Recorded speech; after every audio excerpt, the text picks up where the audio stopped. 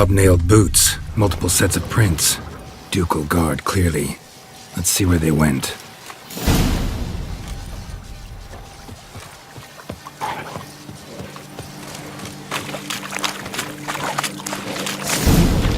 Got guests. Careful.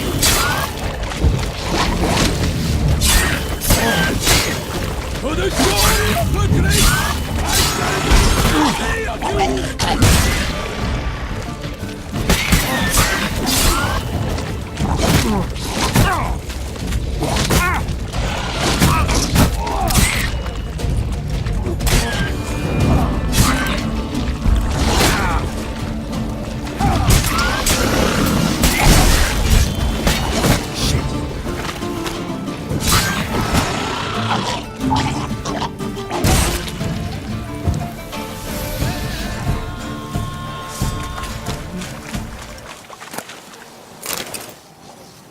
Walked along the shoreline. Perhaps the body lay on the bank.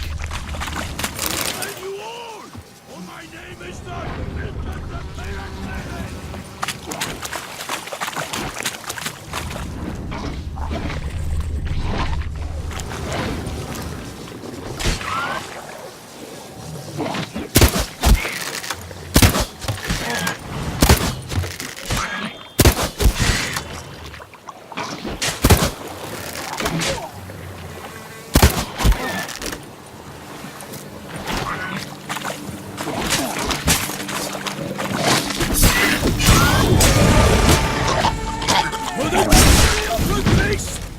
Drawn here by the smell of blood. Let's keep looking.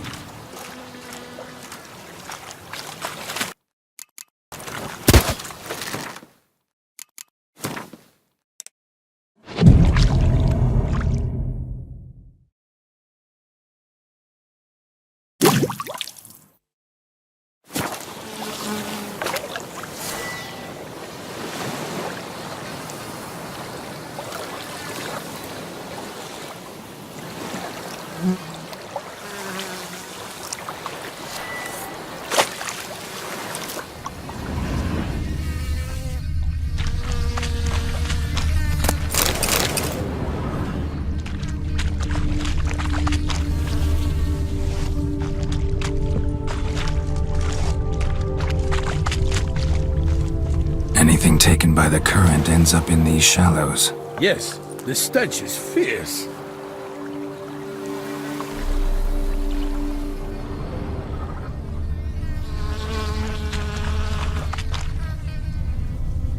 Junk that came down the river. We must keep searching.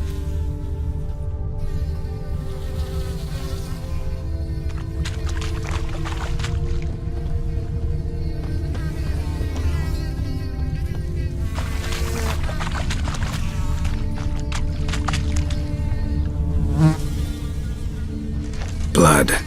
Guardsmen pulled these nets out of the water, then cut the mutilated body free.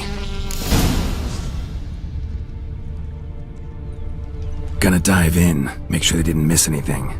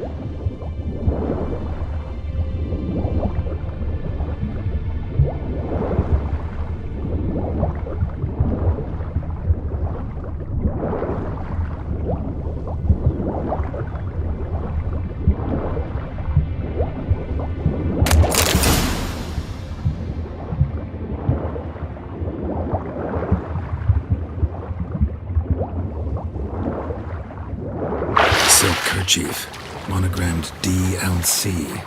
A noble's accessory, clearly. Need to comb the bank.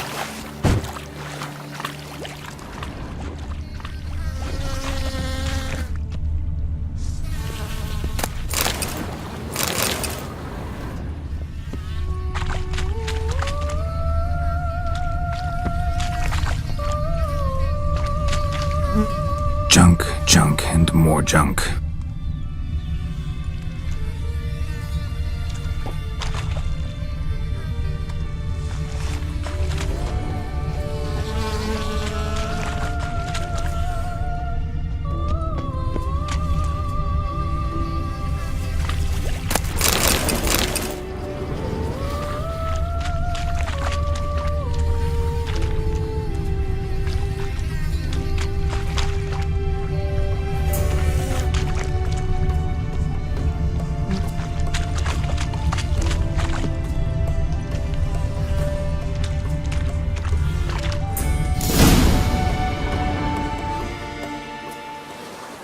Look, a boat was launched here. Guardsmen must have loaded the body parts onto it, taken them somewhere. Need to find out where. I'd like to look at the corpse before it starts to decompose. The inn. Its patrons must have seen the guardsmen, which direction they took. We should ask there.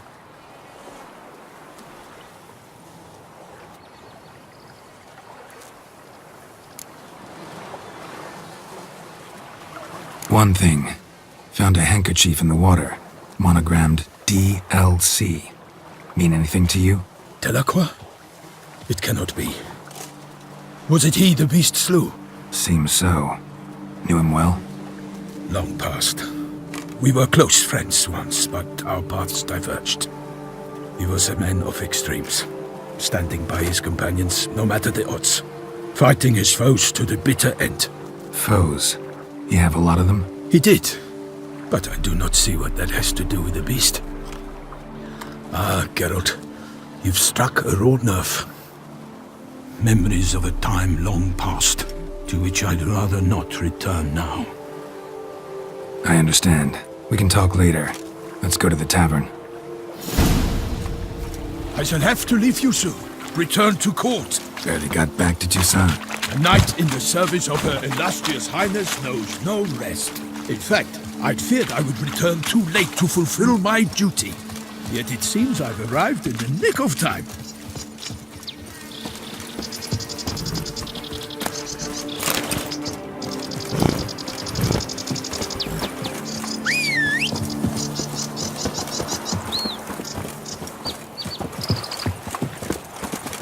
Once you have finished examining the corpse, be sure to report to Anarietta.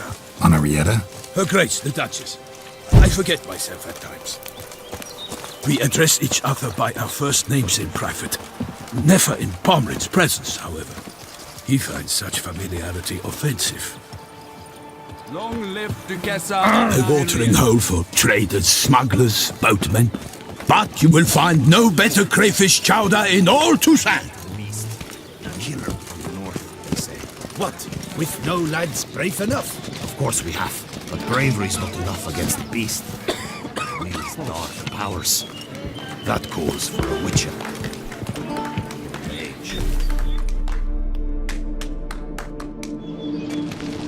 By my troth! Could that be the musty scent of fresh pâté?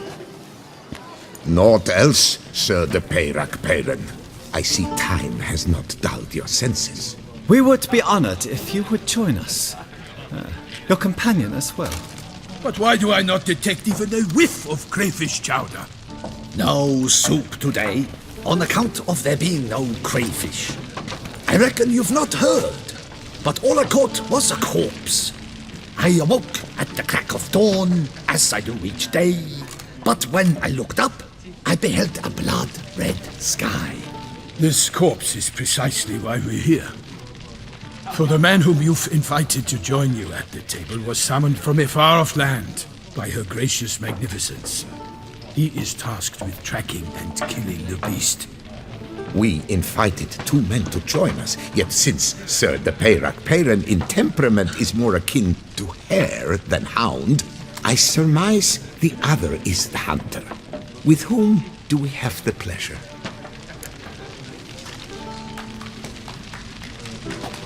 Name's Geralt. A humble introduction. You've clearly not tarried long with Sir de Peyrac Peyran. Spare us the petty insults. Geralt is a master of the witchering trade. He has questions concerning the beast's last victim. I was the one to find the corpse. The sun had just risen when I awoke, sat straight up in my bed, looked out the window, and beheld a sky red as blood. Ask Geralt, please, or we shall be here till winter.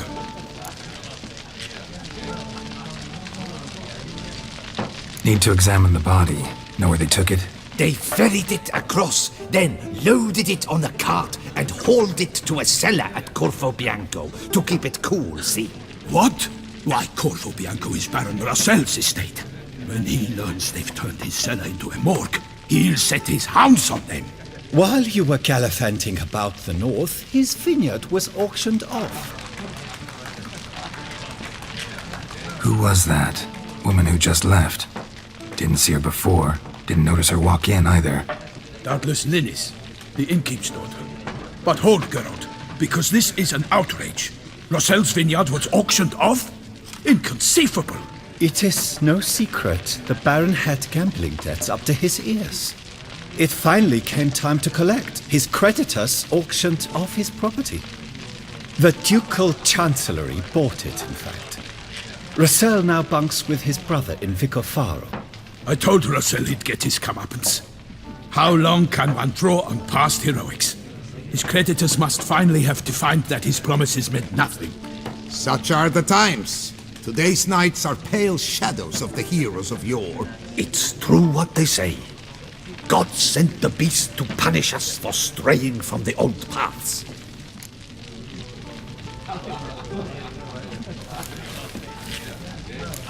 So folk think the beast's divine punishment. Knights have turned their backs on the old customs. Where they were defenders of the duchy, they're now defenders of their own tushes. Why, you insolent... Let him talk. The Duchess trades in titles, grants honors to ill-doers. We've strayed from the path of virtue, lost the gods' favor, so the gods sent retribution. Don't listen to that nonsense, Geralt. It's rehashed street preacher Codswell. Yes, the rebel rousers have been sprouting up like weeds lately, each offering the same bill of goods.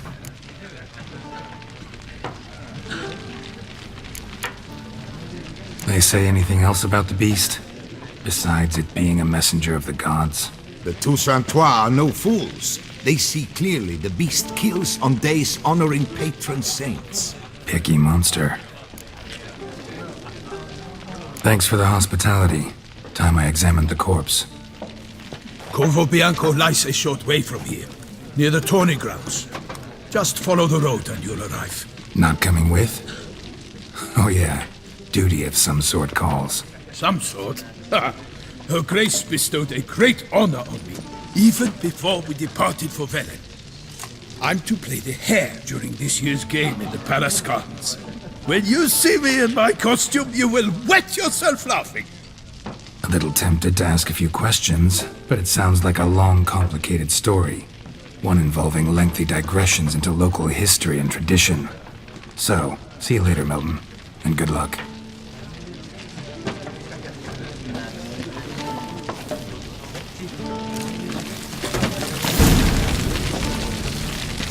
They write with the sound to refrain.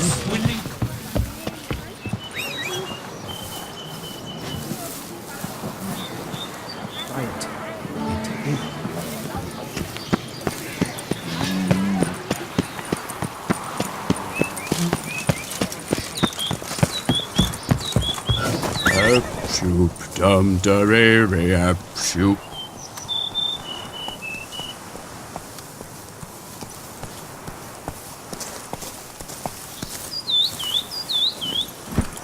Run, Roach.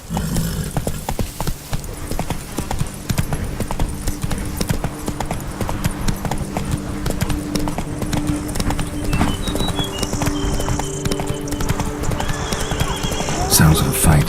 Have to hurry.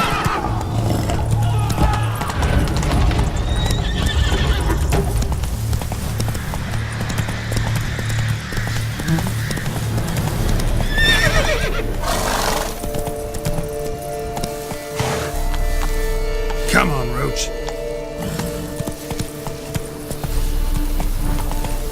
Damn it. Killer must still be here.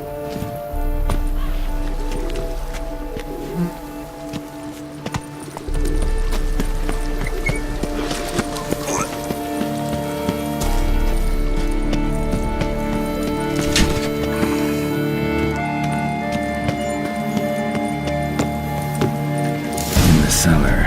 Gotta be.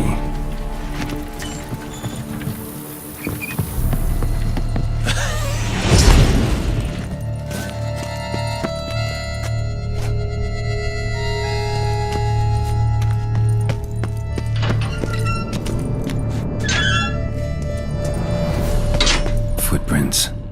Small, bare feet lead deeper into the cellar.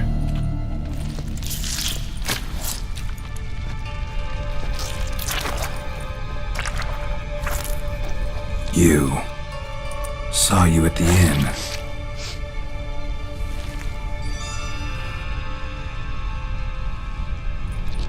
Why'd you kill these people? Clearly wasn't for their blood.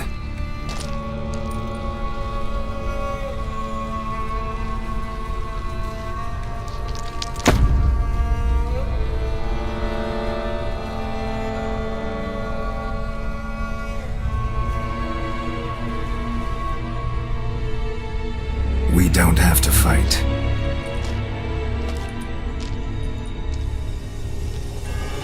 You are wrong.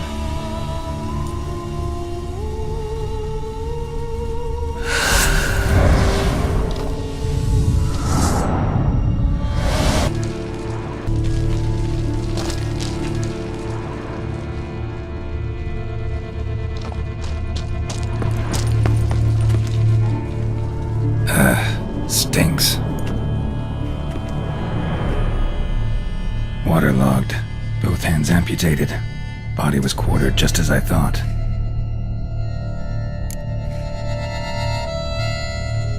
Laid in water for some time.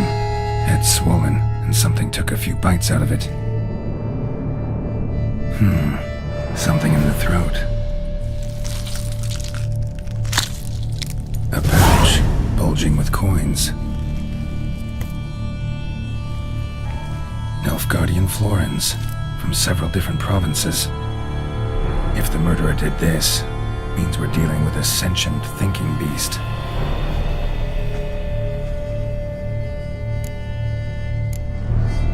Body was chopped up after death. Blows struck with great force, but bones sliced through, not crushed. Creature that killed him had long claws, sharp as a witcher's blade. First sank its claws into the victim's heart. No Bruxa did this. Third hand. A spare? Except it's clearly not the victim's. Guardsmen must have not noticed it as they picked everything up. How's this possible? Still warm. Blood still flowing? Several monster species can regenerate. Never heard of that happening to their severed limbs, though. Or of their limbs seeming completely alive after so much time. Examine the tissue more closely later. Might learn something.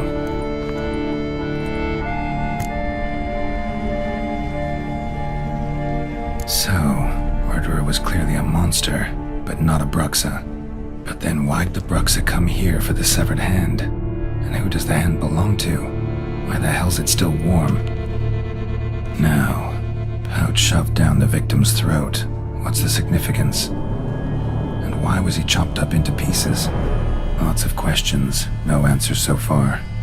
Need to know about the other victims. I'll ask Palmerin to get me in to see the Duchess.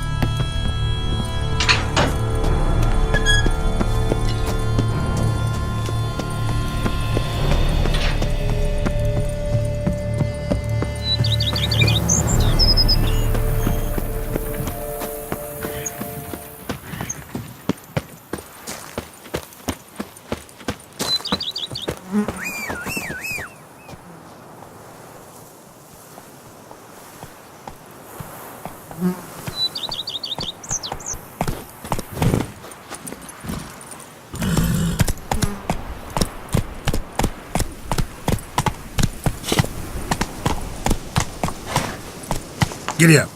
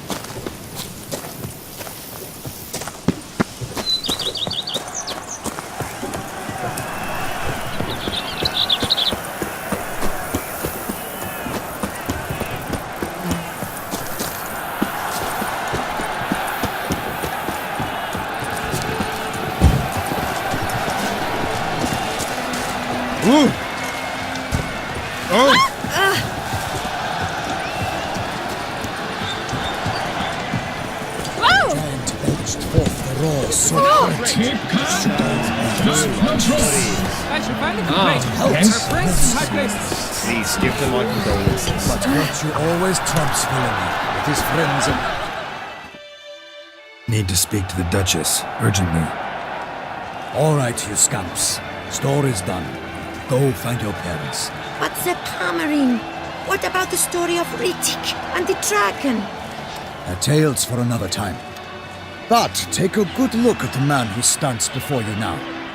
This is Geralt of Rivia, the master witcher who lent his valiant hand to the defeat of the giant Goliath.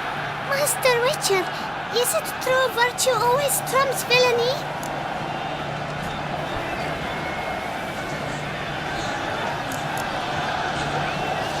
Not always. Could go either way. Sometimes virtue wins, sometimes villainy gets the upper hand. Still worth being good. But why? If it doesn't mean you'll win. Palmerin's story. Think back. A decent man attracts other good folk, makes friends he can count on. A rogue? Well, you can only count on other rogues. And who would you rather have for a friend? A man of virtue? I must agree. Now, that will do for questions. Go find your parents. Her Enlightened Highness has doubtless arrived at the tourney grounds to watch the battle in the arena. If we hurry, we'll be in time to speak with her before the spectacle begins. Lead the way.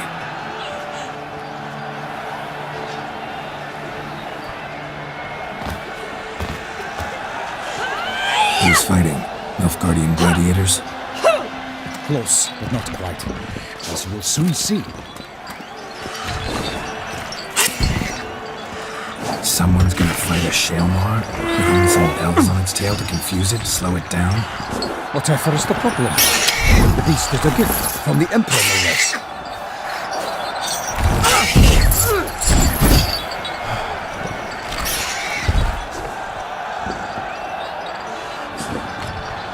This is dangerous. Bells on its tail aren't enough. I saw the spectacle of the swords at the arena in Nonio. There, a knight defeated a Shelmar with bells on its tail. Might have gotten lucky. Shalmar might have been lame. Who knows? Only a Witcher has a real chance against a healthy Shalmar. And that's not even every Witcher. Besides which, releasing a monster that dangerous in front of a crowd, plain irresponsible.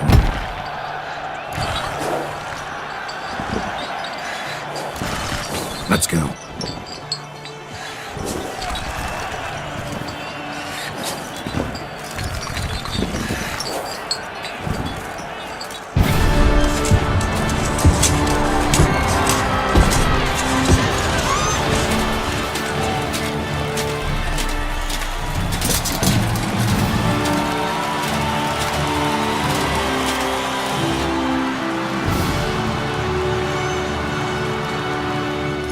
I dedicate my imminent victory to fair Lady Vivian.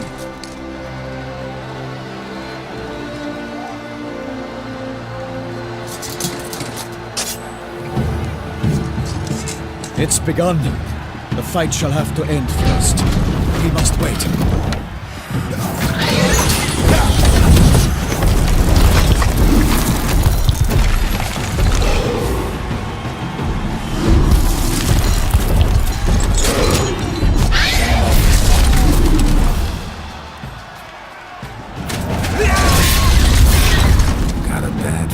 about this.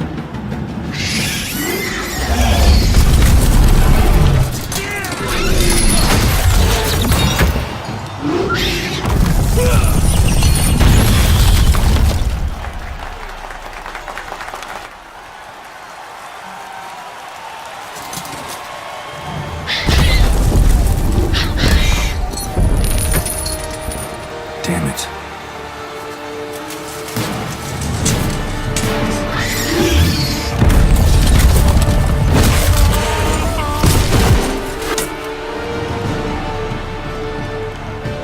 We have to help him.